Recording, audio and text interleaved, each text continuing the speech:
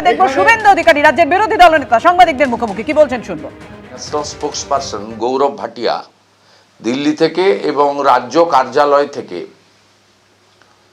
আমাদের যিনি media in charge আছেন দেবজিৎ সরকার এবং বিশিষ্ট অর্থনীতিবিদ মাননীয় বিধায়ক ডক্টর অশোক লাহিড়ী করেছেন। আমি একটু বিলম্ব হয়ে গেল কারণ আমি আপনার পশ্চিম মেদিনীপুরের ডেবরা থেকে এখন ফিরছি। আমার একটু বিলম্ব হয়েছে।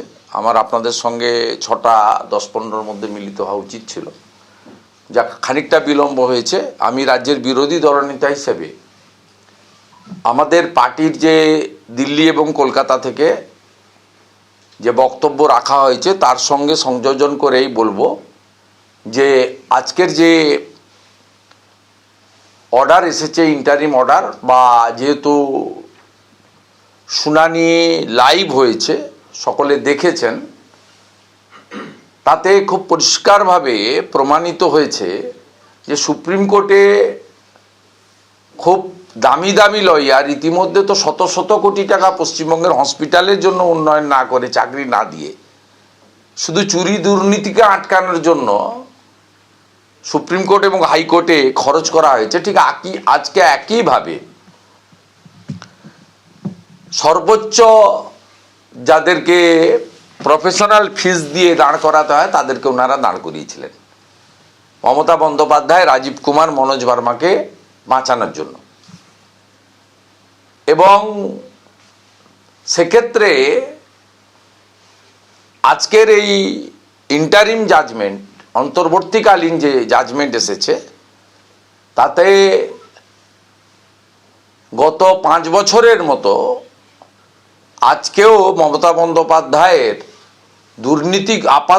দুর্নীতিগ্রস্ত এবং তার যে আমলা এবং তার যে সিপি, ডিজি, সিএস, এইচএস আধিকারিকদেরকে ব্যক্তিগত কাজে এবং চোরেদের পক্ষে ব্যবহার করা, সেক্ষেত্রে একটা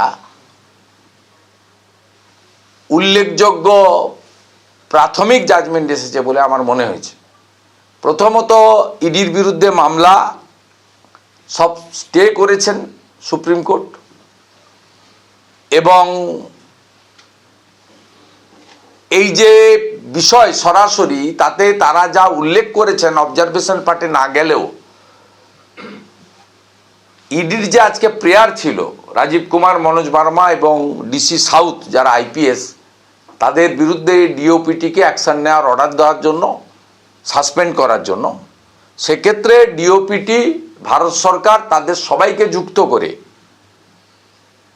মুখ্যমন্ত্রীকে এবং অন্যান্য যারা ছিলেন তাদের সকলকে হলফনামা দেওয়ার জন্য বলেছেন এবং পশ্চিমবঙ্গ সরকার তথা কলকাতা এবং রাজ্য পুলিশকে তারা যা যা অপকর্ম করেছেন সিসিটিভির সামনে, সেই সিসিটিভি সংরক্ষণের দায়িত্ব তাদেরকে দিয়েছে, যাতে তাদেরকেই তাদের অপকর্মের কীর্তিগুলোকে সুপ্রিম কোর্টে আগামী দিনে পেশ করতে হয়। তারা যদি ইরেজ করে মুছে দিয়েও ফেলেন তাতেও প্রমাণ হবে ওনারা মুছেছেন। আর যদি নিজেদের কীর্তিকলাপ যা আমরা দেখেছি এবং বুক ফুলিয়ে সবুজ ফাইল নিয়ে যা যা করেছেন এবং তৃণমূলের চোর ডাকাত বিভিন্ন স্তরের ক্যাটাগরির যে চোরেরা আছে একযোগে আইপ্যাক সহ হুক্কা হওয়ার মতো, সেদিন বলেছিলেন যে বাংলার বাঘিনী, চোরেদের শিরোমণি। আমরা তো জানতাম, জেনে গেছে জনতা, ফাইল চোর মমতা। আজকে তো শুনলাম তিনি মোবাইল ফোনও চুরি করেন।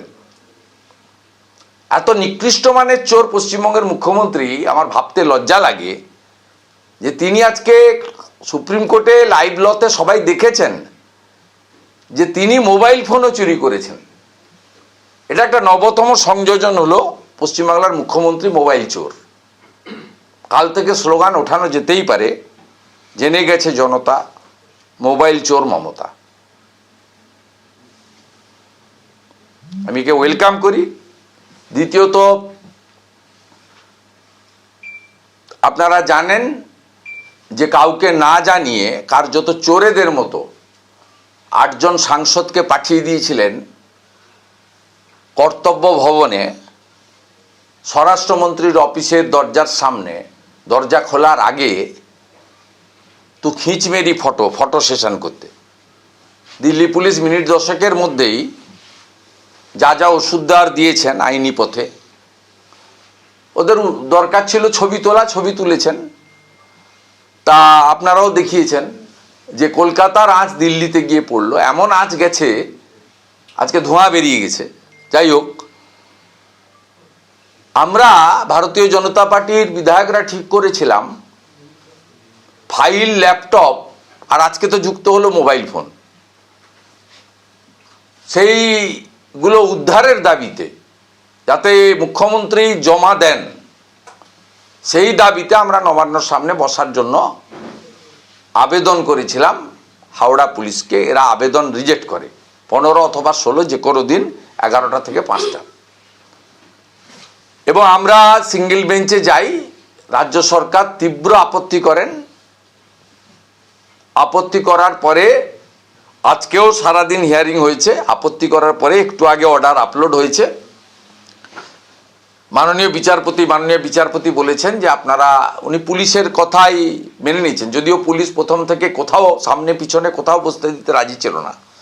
মন্দিরতলা বাস স্ট্যান্ডে আমরা আগামীকাল বসতে পারবো এটা বলেছেন। আমরা নবান্নর পিছনে বসার জন্য আবেদন করিনি, শঙ্কর ঘোষ বিজেপি করেনি, তাই আমরা এই জাজমেন্ট অ্যাকসেপ্ট করছি না। আমরা ডিভিশন বেঞ্চে যাচ্ছি এই জাজমেন্টকে চ্যালেঞ্জ করে। ডিভিশন বেঞ্চ বিচার করলে ভালো, না করলে আরও অনেক দূর যাওয়ার জায়গা আছে, আমরা যাব। এবং নবান্নর এন্ট্রান্সে 3টে রাস্তা আছে, অপশনাল যে কোনো রাস্তা, যে কোনো ওয়ার্কিং ডেতে আমাদের গণতান্ত্রিক ডেমোক্রেটিকভাবে বসতে দিতে হবে।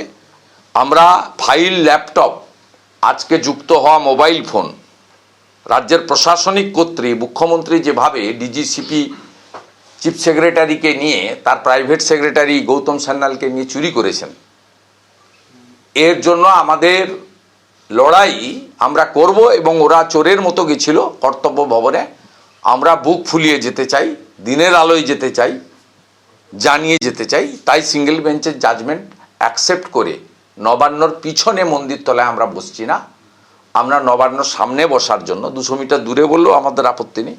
It's hour right, Democratic right. আমরা এমএলএ, চোর ডাকাত নই। আমরা লাউডস্পিকার ইউজ করব না, হ্যান্ড মাইক ইউজ করব, পিসফুল্লি বসবো। 11টা থেকে 5টার জায়গায় যদি 2 ঘন্টাও দেয় তাও আচ্ছা, কিন্তু আমরা আমাদের গণতান্ত্রিক অধিকার আদায়ের জন্য আমরা ডিভিশন বেঞ্চে শঙ্কর ঘোষ যাবেন, এটাই আমি আপনাদের জানালাম। সুনীতা, ইডির বিরুদ্ধে যে সমস্ত অভিযোগগুলো আনা হয়েছিল তা খারিজ করা হয়েছে, ফিরিয়ে দেওয়া হয়েছে, কিন্তু সিবিআই বা ইডির তরফ থেকে যে তদন্ত চলছে সেই তদন্ত বহাল থাকবে এরকমই এখন মনে করা হচ্ছে, কি বলবেন? হ্যাঁ, তা তো ক্লিয়ার করে দিয়েছেন, তো ও তো লফুল। তার যে সার্চ ছিল, তারা তো ওয়ারেন্ট নিয়ে এসছেন। কলকাতা পুলিশ পশ্চিমবঙ্গ পুলিশকে জানিয়েছেন মেল করে, সে ডকুমেন্টও তো প্লেস করেছেন। লাইভ লতে সবাই দেখেছে, লুকানোর কি আছে?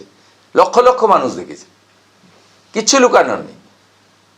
আজকে পরাজয় হয়েছে এবং হাইকোর্টে পশ্চিমবঙ্গ সরকার নিযুক্ত প্রচুর দামি দামি লয়ার, তারা 40 লাখ 50 লাখ টাকা করে ফিজ নেয় শুনেছি। তা আমি অ্যাকচুয়াল বলতে পারবো না, খুব এটা আমাদের কষ্টের টাকা, ট্যাক্সের টাকা, ধার করা টাকা সব চলে যাচ্ছে। সেই আপনার তারা চেষ্টা করেছিল এই মামলাটাকে হাইকোর্টে ফিরিয়ে আনার জন্য।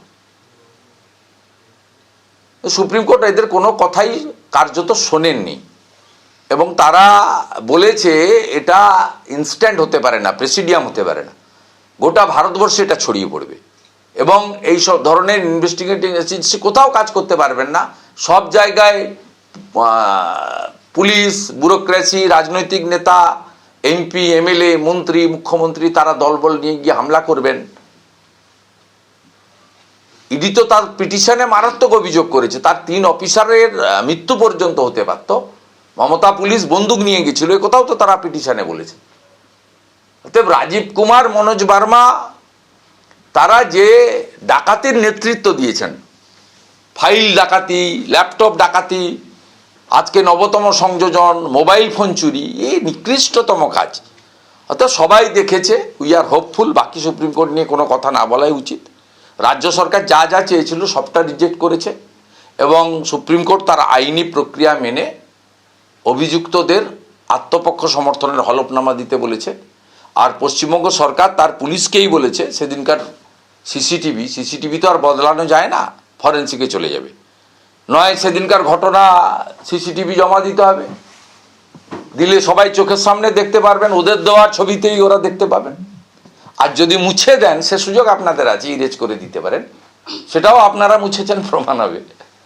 অতএব আগামী দিন কপালে দুঃখ আছে পশ্চিমবাংলার মুখ্যমন্ত্রী মমতা বন্দ্যোপাধ্যায়ের নেতৃত্বে এই চোরেদের গ্যাংয়ের, যারা আজকে রেজিস্টার্ড চোর হিসেবে, ডাকাত হিসেবে, আজকে রাজীব কুমার রিটায়ার করবেন, রিটায়ার হয়তো করবেন, অন্য পোস্টে হয়তো দিয়ে দিবেন, কারণ এখানে তো কেউ রিটায়ার করে না। আলাপন ব্যানার্জিও রিটায়ার করেনি, হরিকৃষ্ণ দ্বিবেদীও রিটায়ার করেনি, মনোজ মালবিয়াও রিটায়ার করেনি, মনোজ পন্ত রিটায়ার তো সবে গেছে কদিন আগে, রিটায়ার করেননি, এরা কেউ রিটায়ার করেন না। অতএব রিটায়ার হয়তো করবেন না, অন্য জায়গায় দেবেন। রাজীব কুমারের স্ত্রীকে তো আবার আগে চুপি চুপি ইনফরমেশন কমিশনার পোস্টে বসিয়ে দিয়ে গেছে। ডবল ডবল চাকরি বলেছিলেন তো 21-এর পর, বলে জিতে এলেই ডবল ডবল চাকরি। ডবল ডবল চাকরি তো 2-3 জনেরই হয়েছে, আলাপন ব্যানার্জির হয়েছে, হরিকৃষ্ণ দ্বিবেদীর হয়েছে, 4টে মেয়ে না 3টে মেয়েকে জামাইকে আইটিসিতে ঢুকিয়ে দিয়ে গেছে। গৌতম সান্যালের রয়েছে, 2টো বেটাই ময়াং জালানের মেট্রো ডেয়ারিতে কাজ করে, এদের রয়েছে। এবং এরপরে রাজীব কুমারের তো স্ত্রীর আগের হয়ে গেছে, বা রাজীব কুমারের। কিন্তু যাই করুন, আপনাদের পরিণতি খুব খারাপ। এই গ্যাং অফ ডাকাত, এই গ্যাং অফ চোর, গোটা রাজ্য জুড়ে আওয়াজ তুলুন, জেনে গেছে জনতা, মোবাইল চোর মমতা। নির্বাচন কমিশনের চোরেদের এনার্জি মুখ্যমন্ত্রী মমতা ব্যানার্জি। নির্বাচন কমিশনের বিরুদ্ধে হয়রানির অভিযোগ তুলে চাকুলিয়াতে আজকে ব্যাপক অশান্তি, ভাঙচুর, আগুন, এই সমস্ত ঘটনা ঘটেছে। ভালো করছে, যা করছে সুন্দর করছে, কোনো সমস্যা নেই। আচ্ছা, গতকাল খুব ভালো করছেন, যা করছেন সুন্দর করছেন। তো এতে ইলেকশন কমিশন, আমার ধারণা সাংবিধানিক বডি, বাবা সাহেব আম্বেদকর আর্টিকেল 324-এ এনাফ পাওয়ার দিয়ে গেছে। মাথা নিচু করবেন না, যথাসময়ে ভোটার তালিকা বেরোবে এবং যথাসময়ে নির্বাচন হবে, এবং এই নির্বাচনে বাংলার মানুষ উত্তর দিয়ে দেবে।